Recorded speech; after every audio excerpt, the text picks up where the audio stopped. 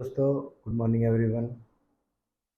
आज एक इम्पॉर्टेंट बात डिस्कस करनी है regarding what is computer vision syndrome या डिजिटल स्ट्रेन क्या होता है।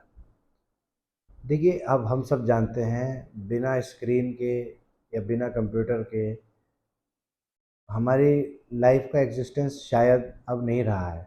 हमारी डेली रूटीन की हर एक्टिविटी स्मार्टफोन, स्मार्ट डिवाइसेस और स्क्रीन डिवाइसेस से कहीं ना कहीं अटैच्ड है। तो ज़्यादा सिस्टम यूज़ करने से और ज़्यादा डिवाइसेस या स्क्रीन टाइम ज़्यादा होने से बहुत सारी प्रॉब्लम्स लोगों को आँख से रिलेटेड फेस करनी पड़ती हैं। इन्हीं सबको कंप्यूटर विज़न सिंड्रोम कहा जाता है। कंप्यूटर विज़न सिंड्रोम या इसका दूसरा टर्म यूज़ होता है इसके लिए डिजिटल स्ट्रेन। तो क्या होता है डिजिटल स्ट्रेन, इसके बारे में बात करते हैं। देखिए, जो भी लोग सिस्टम यूज़ करते हैं लगभग सभी ने फेस किया होगा। आँख में दर्द होना, सर में दर्द होना, जल्दी थकान महसूस होना और आँख का लाल होना या आँख से पानी आना सिस्टम यूज़ करने वाले लोगों में, ये सब कंबाइंड तरीके से कंप्यूटर विज़न सिंड्रोम या डिजिटल स्ट्रेन कहलाता है। जो लोग भी ज़्यादा सिस्टम पे रहते हैं, ज़्यादा जिनकी जॉब सिस्टम ओरिएंटेड है, उन्हें कहीं न कहीं ये चीज़ फेस करनी पड़ी होगी कि उनको सर दर्द हो जाता है। सुबह को ठीक रहते हैं, दोपहर तक काम करते-करते शाम तक सर में दर्द हो जाता है, या हेडेक के साथ-साथ आँख से पानी आना, शाम को आँख लाल हो जाती है, हम थक जाते हैं। ये सारे कंप्यूटर विज़न सिंड्रोम के सिम्पटम्स हैं। अब हम one by one important factors जानने की कोशिश करेंगे, आखिर ये सब होता क्यों? इसमें सबसे इम्पॉर्टेंट पहला रीज़न जो है, वो रिफ्रैक्टिव एरर का होना है।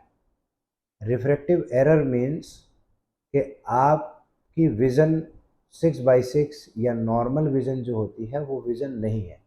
अगर वो विज़न नहीं है, आपको सही क्लियर दिखाई नहीं देता, तो ज़्यादा देर सिस्टम पे रहने वाले लोगों में ये सारे कंप्यूटर विज़न सिंड्रोम के सिम्पटम्स दिखाई देने लगते हैं।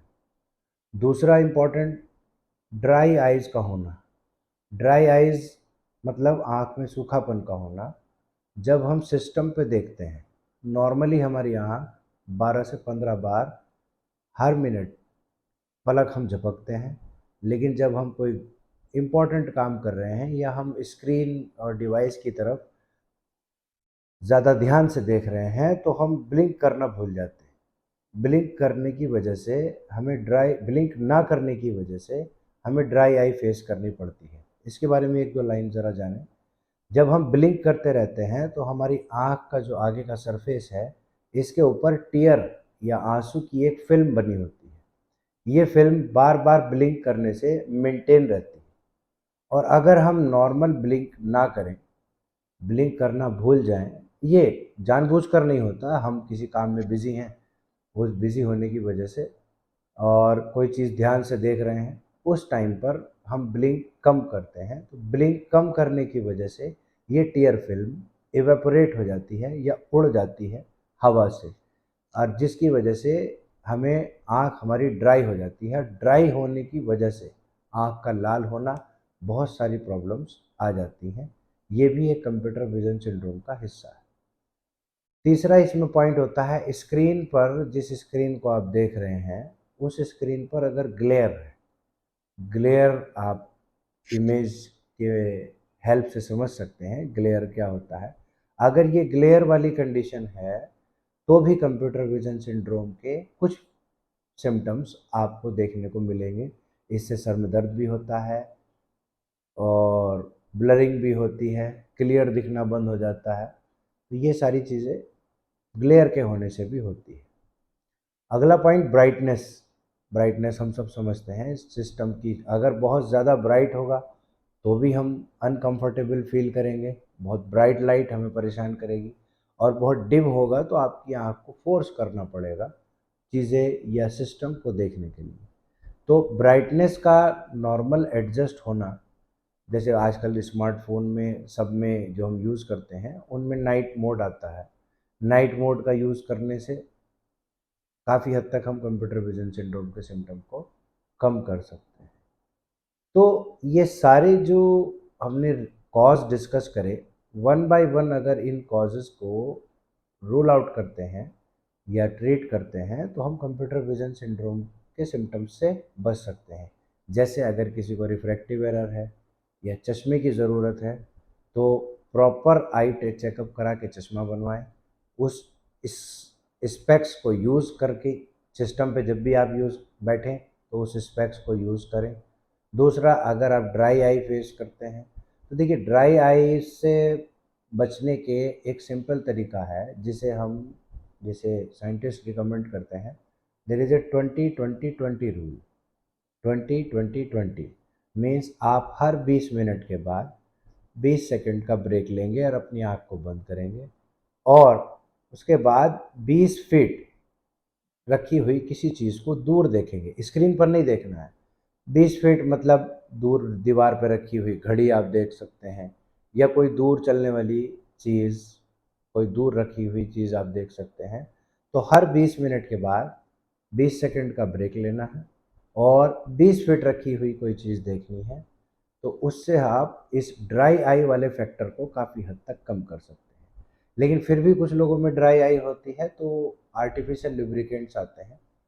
लुब्रिकेंट, आर्टिफिशियल टीयर्स या लुब्रिकेटिंग आई ड्रॉप्स, इनका इस्तेमाल करते करते हैं। आप अपने डॉक्टर से, आई डॉक्टर से, ऑप्थेल्मोलॉजिस्ट से कंसल्ट कीजिए। वो सूटेबिलिटी के अकॉर्डिंग आपको लुब्रिकेटिंग आई ड्रॉप प्रेस्क्राइब करेंगे।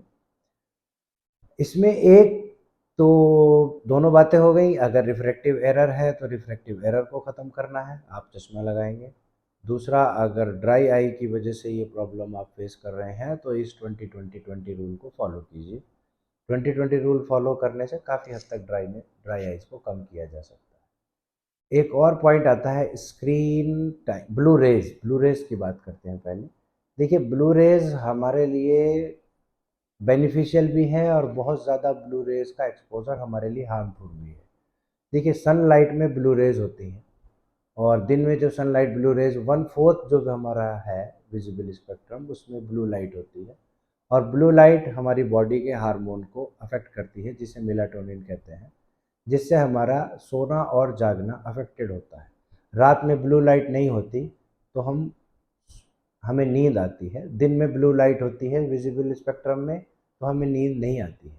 लेकिन स्क्रीन और डिवाइसेस के रात को इस्तेमाल होने से इससे जो लाइट निकलती है उसमें भी ब्लू रेज होती है। वो ब्लू रेज हमारे स्लीप पैटर्न को या हमारी नींद को डिस्टर्ब करती है। तो इसलिए इसके इससे बचने के लिए ब्लू कट या ब्लू फिल्टर्ड लेंसेज का इस्तेमाल स्क्रीन पर यूज़ करते टाइम करने से काफ़ी हद तक इस पैटर्न को डिस्टर्ब होने से बचाया जा सकता है।